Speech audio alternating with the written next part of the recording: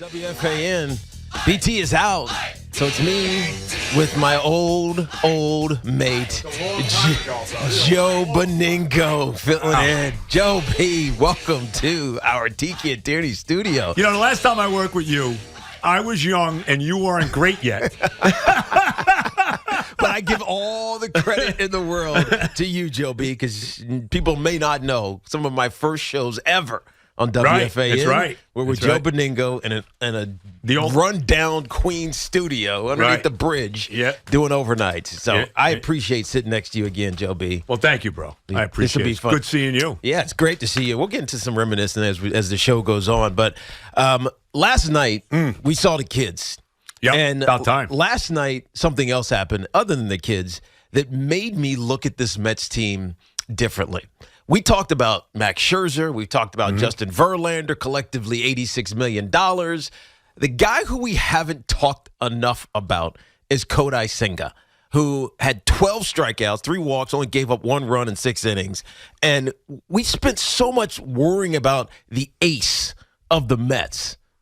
Can Kodai Senga be the ace? I think Kodai Senga can be the ace faster than Max Scherzer gets right or Justin Verlander doesn't get old enough. I think Kodai Senga is the ace that the Mets need in order to make this season somewhat viable. You know, I'm not going to say that yet. I'm not sold on him 100%. He was great last night. I mean, 6 innings, like you said, 1 run, the 12 strikeouts. I thought he was terrific. He had the ghost fork working. Yep. I still think when all is said, look, I think Scherzer is near the end. I think Scherzer's breaking down. I don't think we're ever going to see Max Scherzer close to what he has, you know, his career again, what he's been. So far, Kodai Senga is better. But I think Verlander. Greater than. Yeah, no, Senga's ahead of Scherzer. Okay. I'll give you that. I don't know about Verlander yet. Okay. I know he was terrible the other day. You know, Tampa killed him, 6 runs, the home runs, and all of that. I'm not ready to completely say that yet because I look at Verlander. We know what he did last year, Cy Young, and all of that. To me, Verlander's, you know, maybe he's the best pitcher of the last 20 years. Verlander. In all of baseball. You're probably right. A couple Cy Youngs, goes from Detroit. Even won the MVP one year. You're right. So he's done a lot. Right. But I think something is happening with these older pitchers relative to the pitch clock. This is everybody's first year of the pitch clock. Okay. Maybe they adjust to it. Maybe they don't. Scherzer's only got a year or 2 left. Verlander maybe got 2 or 3 left. Whatever. It doesn't matter. There's not enough time in my mind for them to adjust to be as dominant as they previously were when they could sit around, walk around the mound, do their machinations, get into the mind of the hitter, and fool them. I don't think they can do that. And I don't think Justin Verlander will fully figure that out this season, especially with all of the time he missed in the offseason. Whereas Kodai Senga, he has an unhittable pitch. And if he throws like he did against the Rays, who, by the way, aren't a slouch. No, well, they're only the best team in baseball. I mean, what are they, 32-12? Is that the record now? 32-12, and they have a team batting average of 275. Well, they lead baseball in everything. They lead them in home runs. They lead them in average. They lead them in runs scored. We go right on down the line. They lead them in everything. When the moment got its biggest, Kodai Senga stepped up. They needed to win this game yesterday. Huge win. They had to. Biggest, without a question, the biggest win of the year. You're right. And I think the reason is mostly because of Senga, and then ultimately it was because the kids brought an energy that we haven't seen all year with this Mets team. Hey, look, I've been screaming Teak for a while. Okay, Beatty was up here. Alvarez is up here. They finally brought Vientos up. Obviously, it's the big home run last night to tie the game. Bring Mauricio up now, too. There's a lot of dead weight on his team. They sink you on May down. I think Starling Marte is done. I got to tell you. Yeah. I watch Marte. This guy doesn't hit the ball hard anymore. And Tiki, he doesn't make the plays in the outfield. No, he doesn't. It's like he's physically changed. Yes. In just a year. Now, he had a lot of injuries last year, so maybe he got some rest and things of that nature. But this year, he feels like a shell of who he was. And again, this brings me back, though, to the philosophy of this Mets team. It was, let's get a lot of old veterans. Let's count on those guys. And if they break down, we got the young kids to come up. When it should have been the other way around. Let's lead with these young kids, and let the veterans support them. And if they do break down, then we're in trouble, right? And so I think the philosophy was flipped, and now we're seeing in what was one of the, I think this is the best win of the season. Oh, there's no question. It's not even close. It's not even close. I mean, look, how many times they come from behind? They're down 2-0, they come back, they tie it. They're down 5-2 in the bottom of the ninth inning, 2 out. and Alvarez hits the ball out of the yard. They're down 7-5 in the 10th inning. They come back. Pete does his thing and wins the game. By the way, I wouldn't be waiting too much longer if I'm Steve Cohen to get number 20 in the long-term deal. It's time now. Yeah. He's going to wind up being the greatest position player they ever had. There's not even you could talk about Piazza, you could talk about Darryl, you could talk about David Wright, whoever you want. He's going to be the greatest position player in the history of the franchise. They got to get it done with Pete. I don't want to see this guy play anywhere but with the Mets. 877-337-6666. It's Tiki and Joe B sitting in for you guys. Give us a call. I know you guys are going to reminisce with Joe B.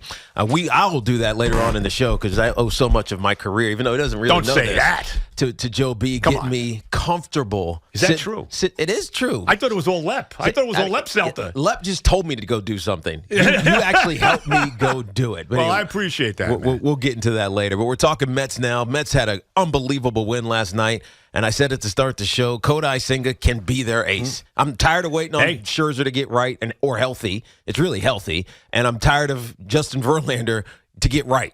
Kodai Senga can be that guy. He proved it against one of the best hitting teams in baseball last night against the Tampa Bay Rays. From your lips to God's ears, as they say. Now, our friends at Town Fair Tire remind you that at Town Fair Tire, you always get the guaranteed lowest prices on name brand tires. From Connecticut to Maine, nobody beats Town Fair Tire. Absolutely nobody. I love it. Let's get some of these calls, Joe. 877-337-6666. Let's get Mike, who's in Massapequa. What's up, Mike? Guys, how you doing? Hi, Mike.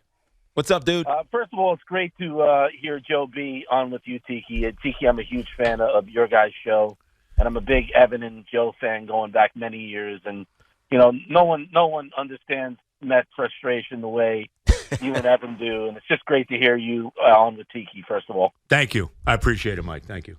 So I watched the show last night. I watched the game last night, and it's been a very frustrating beginning of the year.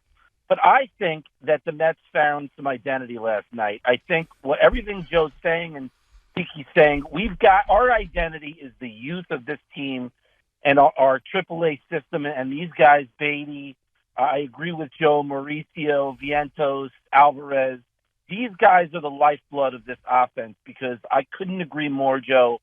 I think the Marcanas, the Martes, the Vogelbacks, the Tommy Phams, these guys are A, old, and B, they're just not the players they were. And they were B-plus players to begin with. They were never A players. And I think the kids really have to lead with the veterans, you know, hopefully the Lindor being a star at some point during the season. And, you know, obviously our power hitter, Pete, you know. Lindor's got to hit more. I mean, look, I've warmed up to Lindor. I never wanted that trade in the first place. And you see what the kid in Cleveland's doing now. What's his name? Andres Jimenez. Terrific. Even the other guy, Rosario. I didn't want that trade. He's no $300 million ball player. But I will say this about Lindor. Okay, this is the one thing about Lindor. He plays every day. Mm-hmm. Every day, every inning of every day. And he's a top flight defensive shortstop. But he needs to hit more. I couldn't agree with you but more. He needs to hit you're more. always so spot on. I got to tell you, he's not a $300 million player, but everything you said, he plays a top-notch defense. And, boy, when he gets hot, he can help us, but he's so streaky. Yeah. Very streaky. But I do think he's a fit because he plays every day in such tremendous defense.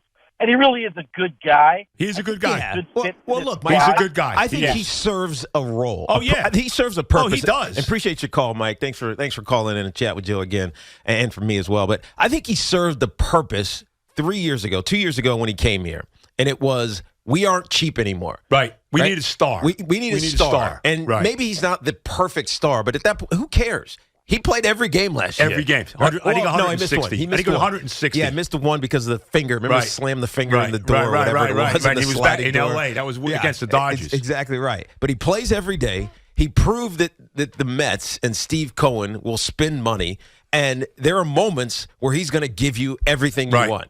There are some where he's going to be disappointing. They're going to focus on his OPS and these numbers and things. Drives in runs, though.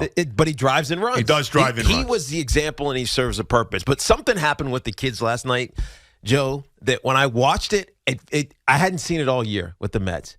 It was energy, man. Yeah, no question. Vientos hits that home run, and I mean, he's celebrating like he's in high school. Yeah. Right? I love Well, how about that. Alvarez? How about him? I mean, he was doing a dance. But It took him an hour to get around the bases. When you're going through some tough times, as the Mets have been over the last couple of weeks, you need that. You absolutely need. Call it fake enthusiasm. It was real last night, but even if it's fake enthusiasm, you need it because it lifts everybody else. Instead of being stuck feeling sorry for yourself like the Mets did for 2 weeks, it felt like nobody could get out of their own way. These kids come in and they don't know any better, right? And that not knowing any better actually lifts everybody. You saw it.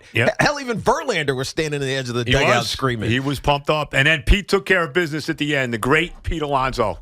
What a great! Oh my God, he's going to be the greatest Met offensive player ever. Yeah, Hoff calls him MVP. Let's get. It's a good one. It is a good one. Let's get Gus, who is in Freehold, New Jersey. Gus, welcome to the fan. What's up, Gus? How are you, man? Hey, how you guys doing? First of all, Joe, so you're the man, man. I've been listening to you since the overnight. Thank you. With the Jet Rams, man, it's amazing. You're the best Jet fan.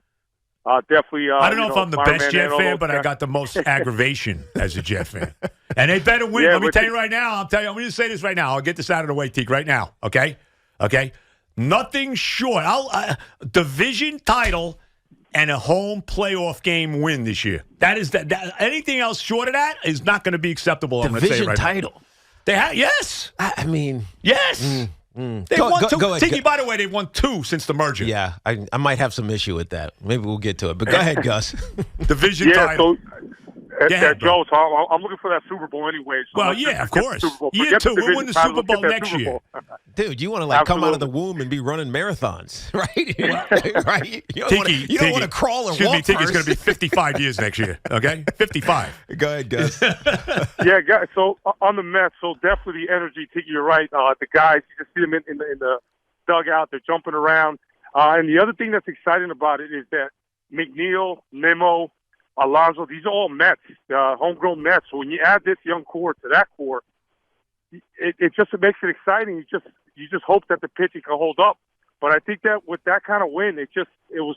I mean, I'm jumping to the TV screen and I'm like, wow, that's amazing. You can feel the energy. So hopefully that moves them forward. Now the big thing is Buck's got to play these guys though consistently. Yeah, we can't have these guys sit and then not play for a couple of weeks and then here we go again. Yeah. But I think that definitely is a big win, and I think that might be a season changer, hopefully. Yeah, well, it feels like it. Appreciate you, Gus.